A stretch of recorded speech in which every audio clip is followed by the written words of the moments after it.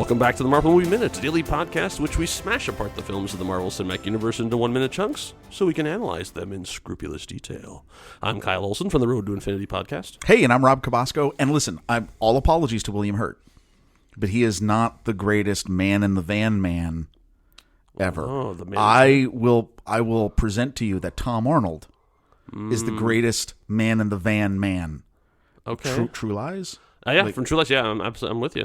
Who's a better man in the van man? Well, I would say Ned from Spider-Man Homecoming and Spider-Man Far From Home is a pretty good man. In a van? He's man in chair, though. Now, man in chair, Yeah. see, Man now in van. Ned is man in Yeah. chair, absolutely, but man in the van man, Yep. You're right, I can't think of a better man in van man. I think it's Tom Arnold. Yeah. Why would I even bring up that movie? Because one, it's a great movie, Sure. which you will not be able to watch right now if you No. wanted to, unless you have it on DVD or VHS. That's right. But that must have something to do with minute 17. That's right, because there's gonna be a man. And There's gonna be a van. On a van. Stuff is happening with that man in the van. So we're going to talk about The Incredible Hulk from 2008, directed by Louis Leterrier. This is minute 17, and we finally get an answer to the question that has been plaguing our audience since the last one. Where is the data? Not on the Enterprise. It's not on the Enterprise. No. The data is home. Oh my gosh! No, And I so won't press. I'm not gonna. No, we're not gonna. Yeah. Once I was enough used for the the logo, soundboard man. last time. I don't know. Oh my God! It's home. It's home. Yeah, and he does it in all caps as well. So I think and then he immediately signs out of the chat because probably the next thing would be like, "Why are you shouting at me, Green?" Yeah, because he did that, like right? I mean, That's come weird. on. That's Yeah. a little weird etiquette. But the face of Ed Norton, Yeah.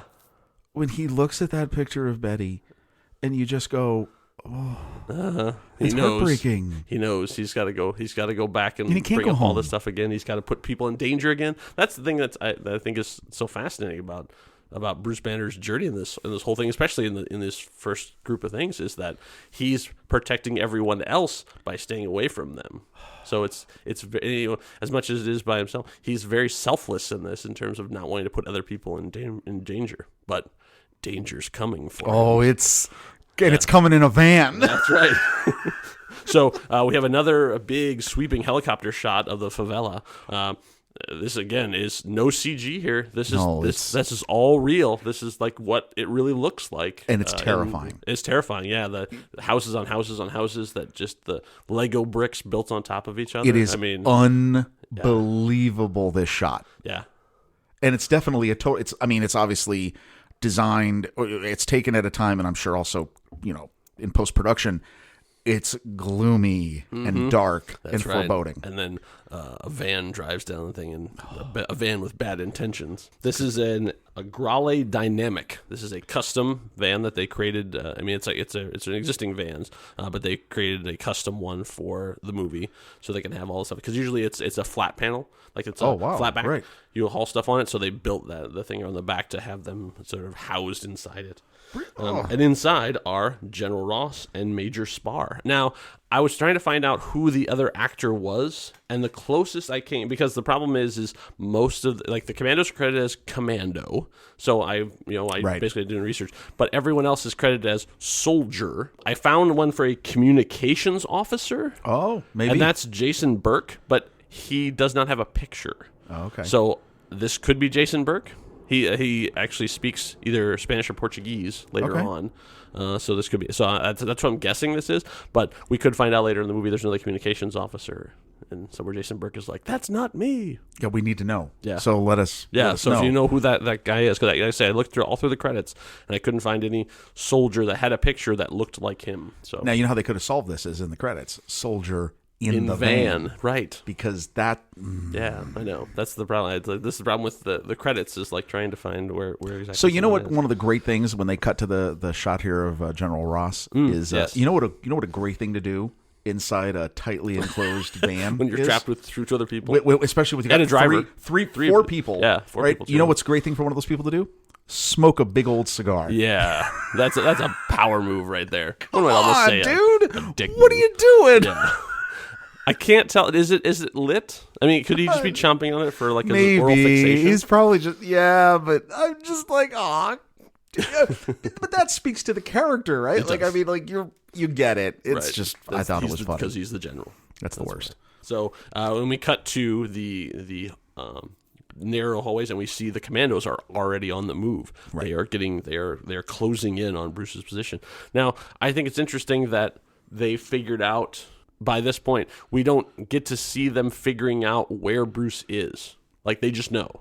Yes. So there's a little bit of, I mean, if you're a procedural wonk, there's a little bit of a jump here. Let's follow the logic. The blood was in the bottle, which was bottled at a plant in Rio. So they figured out like the town. And then they went to that, and the plant, yeah. Right. So they went to the plant and talked to them and said, "Hey, you got a white guy on your staff?" Right. Well, yeah, we do, and he's really smart too. And then here's his address, and then. Do you think he even had the address? I would guess. I mean, when on his application. That's a good question, because we have a couple things to talk about before we get, because in this minute we have a hint of how they're able to find him. If he hadn't filled out any paperwork, he's taking cash. Right, taking cash. Then he doesn't have to give him his address. Right. So how did they know? I mean, obviously he's probably not up from a lot of white guys who are living in this area of the favela in Rio de Janeiro, but the chances are, I mean, there's really probably a small pool. Right. Or we're playing a little bit again with time, in that some surveillance has taken place before this operation has gone underway. Right. Yeah, exactly. Like they have a man on the ground or whatever. So now, clearly, the commandos here are not big fans of dogs. No. This is going to be a recurring thing. Is they don't like dogs, because we hear the dogs barking as they're moving through the streets, and then we hear a cry of pain as one of the dogs is shot, and we incredibly crystal clear hear the. Yep, that's right.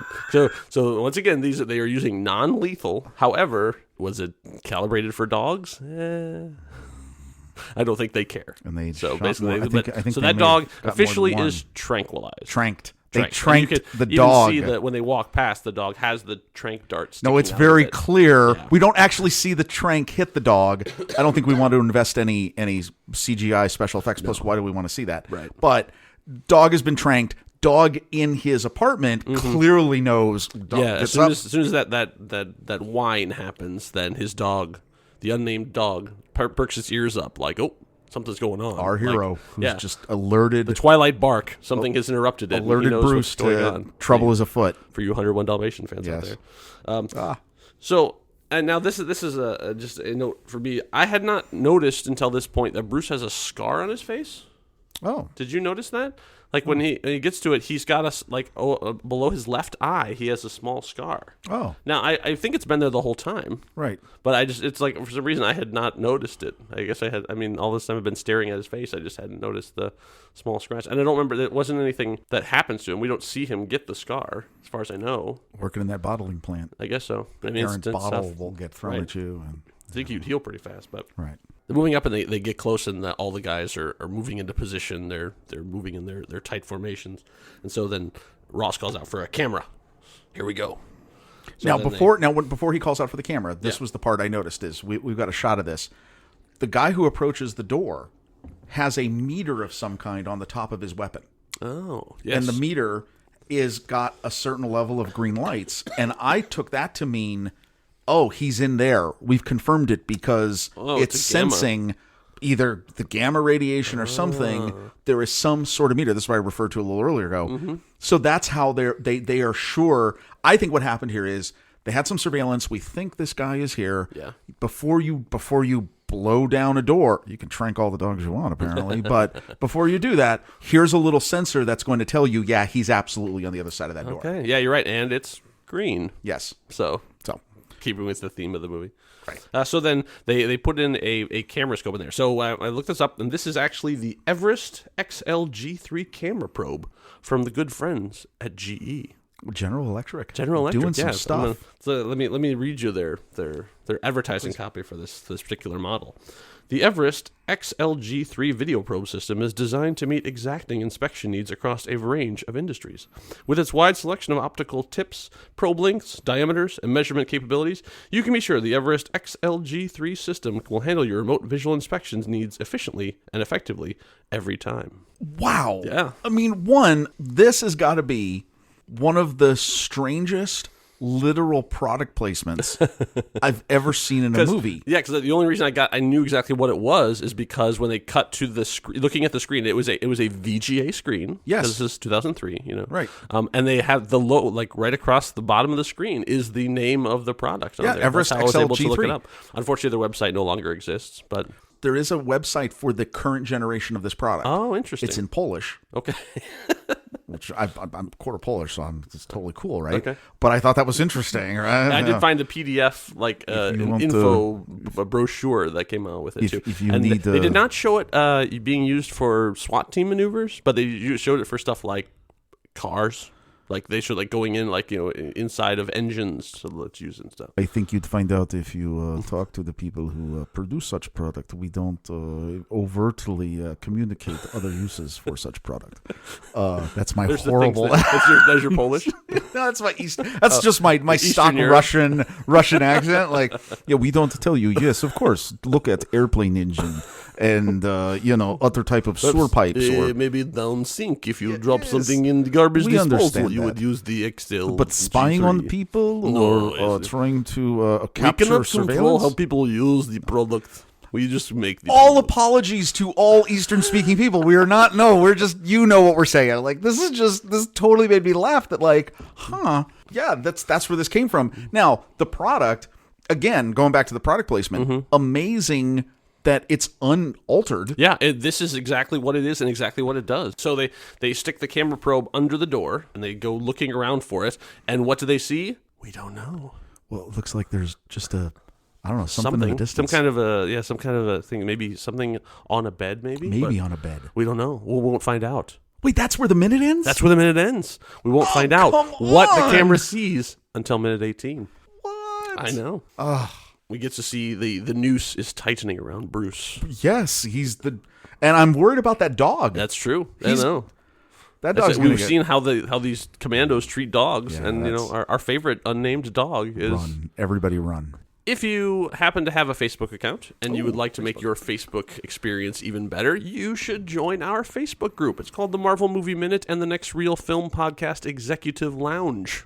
Wait, what? That's true. It's called the Marvel Movie Minute and Next Reel Film Podcast Executive Lounge. You find it at facebook.com/group/the next reel. And we're there sometimes chatting and talking about Hulk and whatever other movie things you would like to talk about. I'm going to check that out. It sounds comfortable. Yeah, it's like we're here to make your Facebook experience that much better. And you know what? That Facebook couldn't get enough of that. That's right. So thank you all for listening. Hope you had a smashing good time. Until next time, true believers. Bye.